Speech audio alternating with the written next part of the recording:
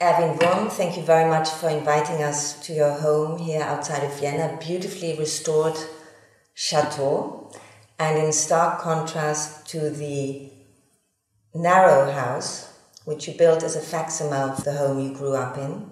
Can you describe for us the journey between these two homes? Not only in your work, but also, I would say, in your psyche. There must have been many, many steps in between, and there must have been a motivation behind that to break out of that. Well, I mean, I grew up in this society. It was a small bourgeois. It's called little bourgeois society, and it was nice. My parents were lovely people, lovely parents. I had a nice childhood. But when I opened the first door towards the arts and literature and philosophy, it was like shockingly new, shockingly interesting, and it was like opening the door to a grand new area. And this was extremely seducing. So I went very often more and more through this door to escape my little, small, nice, but still narrow reality. And narrowness doesn't only mean my family, it means the society. In the 60s and 50s, 60s, 70s, I grew up in Austria, post-war, post-Nazi, still Nazis, post-monarchy still, and after 700 years monarchy, ruled by one family on the one side, on the other side Catholic Church, two major blocks, and in between those blocks the Austrian soul, or the Austrian character, whatever you might call it, developed. And so it was, really, really interesting to have this as a basis and to try to create something else out of this. A door to escape somewhere in my work reality is cynicism and humor, because with this, it's like a tool. I can address very serious matters, very serious questions of different layers, like personal, death, or whatever, so social and so on. And this is a very important tool for me. It's not the only one, but still. And this is really a theme which recurs in your work. Humor, cynicism, with reference, for instance, to your portrait where you have your hand, your finger poking in your nose. How seriously do you take yourself? How seriously do you take others? And how seriously do you expect others to take you? But basically, I take people seriously, and I take myself seriously until a certain level. I know, I have learned, if someone is able, or if I am able to step back or step aside and look on myself from another angle, that things get easier and lighter. And the ability to be able to laugh about my own stupidity or about someone's stupidity helps a lot to solve problems, because it makes you better, it makes you easier to accept that you have a problem, that there is a problem of stupidity or many other things. And all these parts which we want to hide, like embarrassment or ridiculousness, or we feel small and little in relation to all these others, grand, big, whatever personal tragedies, I found it better to be able to laugh about them. It makes it easier to live with it than to take it so serious, which would pull you down. So basically, your look on life is always accompanied by a certain humor, would you say? Yes, I try to, but it's very difficult. It's difficult. For example, when I think about the Austrian politics or politics in Europe in the last decade or so, I sometimes miss my own humor. Well, I would need more of this in this relation. But you are one of the rare people who would have all the opportunities to live somewhere else. Why are you still living in Austria? Well, it's a very good question. I thought many years about this concept. It was a concept in my brain. Where should I go? I lived in New York for 1.5 years, and I lived in Berlin a little. But I must say, first, I'm grown up here. I was born here. Your roots are here. My roots are here, and then my friends are here, and my family is here. Two families, old and new family, and my children are here. My animals are here. The houses are here. So where should I go? And that's the one thing. Friends, I would really miss. And in my age, it's in any age. I think every age except when you're very, very young, it's difficult to make real friends. And that's one of the reasons why I felt lonely in the States. I was every Sunday, every weekend, I went to the Metropolitan Museum to visit European art. Also the European art, I mean, I like Europe as an idea very, very much. And it's great to be here and to try to be a part of this. And hopefully it's really going to work and something really comes out and not only stupid economical relationships. But let's close then all of these private things. But the last thing which I'm interested in is, do you have to feel comfortable and happy and secure in let's say in the links with your family and friends and so on to be able to work? Because there are some artists who, on the contrary, suffer and are lonely cowboys, and then they feel more creative. How would you describe yourself? Yeah, well, first I thought this is romanticism. Yes, exactly. 19th century, that you need to have a big drama and suffer a lot to create something. But I have learned then, I had something very bad happened in my personal life and history. Something really, really bad happened, and a very, very long time I was paralyzed, no less 2-3 years. And after this, I started with the 1-minute sculptures, which brought me the big success. So now I look on this issue different from a different angle, and I think maybe it's really important that something happened, because before I had the feeling I'm here, the little artist, and there's this kind of level board where all the great artists are in philosophy and theory and whatever, and I could never connect. I read a lot, but I tried to understand it, but it didn't go into my blood. So there was no link in a way. So I tried hard, but it was not, how can I describe it? It was not working. It was unnatural in a way. It was not natural. After this big drama, all of a sudden I didn't care about these things. And all of a sudden something happened which made it go and which made it flow and run. That's very interesting. And as we've already said, there's an element of fun, of even comic resonance, slapstick in your work, especially if we think of these 1-minute sculptures and the 59 positions. It makes it accessible to a very wide audience. And as far as I've understood, this is something which you endorse, which you want. Sometimes. Why? It happened. I cannot say I want this, I was looking for it. It happened. First, I use sometimes the language of science fiction and language of comic strip and mix it up. So it's easy. It seems to be easy accessible. And there is no, so the door, as you said, is wide open. Everybody could step in very easily. Everybody sees a fat car. Easy to understand. People think that's it. And then they walk away. If you don't walk away, and if you stay and you look at it, then you see different layers and different perspectives, and you can go deeper in it. And then you have more access to philosophy, psychology, and so on.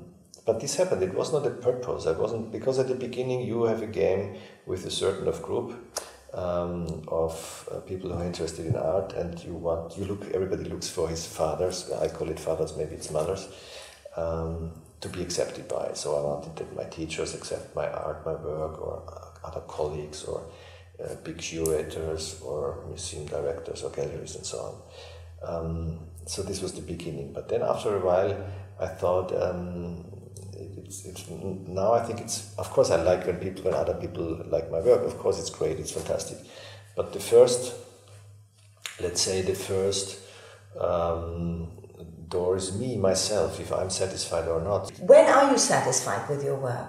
Is this an ongoing process, or is there a point when you say, okay, now it's great? I'm mostly not satisfied with my work, and I try to, I have done some pieces, I think they're okay, and I like them. But then with the next pieces, you want to be as minimum as good as this piece or better. Do you have a favorite? Well, a favorite, yeah, of course, the 1-minute sculptures. I think some 1-minute sculptures are. Is there, for instance, an object or a piece of art you would never sell? Yeah. Many. I destroy. No. I don't mean destroy because you don't like it. I mean never sell because it's so close to your heart. No. You would sell anything, everything? Yes. Good. I sell them because I want that they're outside in the world and that other people can see them. That's much more important. You come across very much as a child of our times, very much the zeitgeist, very much related to the media, and famously, the Red Hot Chili Peppers cited you as their inspiration for their video Can't Stop in 2002. Can't Stop. Yeah, exactly. What's your relation with the media and with this kind of very interconnected world? Well, I found for many years, I still find it that the modern or contemporary public space for art are the medias. Obviously, magazines, of course, internet, TV, and all these kind of things. In the past, it was the public space or houses from outside, official houses, whatever. Now it's the medias, or also the medias. And so I was easily willing to accept invitations from magazines or TV, like pop groups and so on, like the Red Hot Chili Peppers, to connect my work with these things. And I personally was very touched by one of your last exhibitions in the Albertina in Vienna, De Profundis, where, and you can explain it better than me, you have you exposed men of a certain age, naked. You paint over it a little bit, but it's away from the humor. It goes maybe obviously more deeply at first. It's about age. It's not about aesthetics, at least not in the normal way of beauty. Is that a kind of maturity of your art, or why did you go to that? I have realized through my research on positions in sculptures, human beings in sculpture during history and also nowadays, that we have lost a certain physicality, I would say. And we owe our body now. We have, I would say, the copyright of our body. But in the past, like in the 13th, 11th, 12th century, it was very difficult, very different. The body, we have born with the body. The body was something which was not important. The important thing was the soul. The body was the vessel to keep the soul until the end. Mm-hmm. When the soul is free again and the soul goes where it needs to go, to the insides, to the paradise, or not to the paradise, to the hell. But they had a totally different relation to their body. Pain was more accepted than now. Death was more accepted than now. We hide pain, we hide death, and we hide aging. There's a whole industry which tries to avoid aging, and we all do it. We all like to do it because we're the youth cult. So, and I found myself slowly aging. I'm end of 50s now, and I saw my friends also, and I wanted to. I was interested to create certain positions of standing in the room, which relates to these former positions of the early Renaissance or of the Gothic area. So this totally different relation to the body than we have today, but done with people from nowadays. This was the first thing, and the second thing was, as I've said already, my friends are the same age than me, or a little older, or a little younger, so man over the top. And this is so interesting also. So it's also a self-reflection on... Absolutely. Yeah. In advertisement you see just young people, young, beautiful women, beautiful men. Older people, nearly nobody shows older people. Ageism. Yeah. And I found it so interesting to see these bodies and to see the sex of them also not functioning. I mean, it's functioning, but not in function, obviously. Mm-hmm. So you see a total different attitude on these men, and this I found great. And they were all willing to accept to show them some naked, some half naked, and then I tried to with color. I tried to deform the bodies. So I used paint as an sculptural tool to transform or deform the body into something else. And this was very, very interesting, and I liked it a lot. So age and death is something on your mind? A lot? Or not a lot? No, not for everybody. For some, I mean, next year I'm 60 years old. Is there life after death for you? Only through art and through the children. Immortality through art. Yes, and children. Yeah. I mean, you are a little bit fishing for compliments. You're in the prime of your life. You're at the pinnacle of your career. It's just the truth. Next year I'm 60 years old. Come on, look into the... Do you enjoy your life? Is that the life you want? Yes. Have you achieved what you set out to do? Yes, very much. I enjoy my life very much. I'm a so-called happy person, although I'm very constantly fighting. Every day I'm fighting with my work. And this sometimes is a real pain, and it's not easy. It's a challenge. It's a challenge. Sometimes I hate it because I always have the feeling I have no ideas anymore, nothing comes back. So I constantly have to prove myself new every day. So you are your own sort of motor every time. I'm my own torture chamber. In their speech. Now, before we let you go, just a little bit I have to ask you about, and that's become a bit of a cliche question, but nevertheless, the art world, the art market, the industry behind it, the fact that, and many people denounce it, so I'm not the first one to say that, we have a handful of galleries, collectors who do manipulate the market. Sometimes the artist is in a position to do it himself, like Damien Hirst. How do you relate to that? I mean, you are nevertheless part of it, you have to be. Can one be outside of that? Yeah, but I can tell you, if I would be English or American, my prices would maybe be 10 times higher. So it is... well, there's still time. I'm in a very different position being an Austrian, because our background is different. Mm-hmm. So it's an Anglo-Saxon world, English you would say. were always much smarter than the rest of Europe to... get the rich people come to. Yeah, but I mean, I've cited Damien Hirst because he's really one who really knows how to do it. Yeah. I mean, you go and see one of his shows, and there's a whole thing that you can get the T-shirt and the book and the badge and the the whole thing. Yeah, but not only that. I mean, you are more aware than I am that the fact of holding back or threatening to put everything on the market is such an influence on the price. He's a genius in this. He's really a genius. But is he a genius as an artist or as a marketing? He's also a very good artist. Very often he got despised because he's addressing certain ideas and certain issues about the market. And I found it brilliant. It's not every work is the same way great, but I think he's a great artist. Because there are many artists who envy this success. Of course, I fully understand that. But I mean, if you're in the position that you are being, let's say, pushed by some of these collectors, galleries and so on, then it's fine. But is it not a little bit dangerous that a lot of the artists are maybe being overlooked because they don't fit into just the collectors, what he's missing? Sure.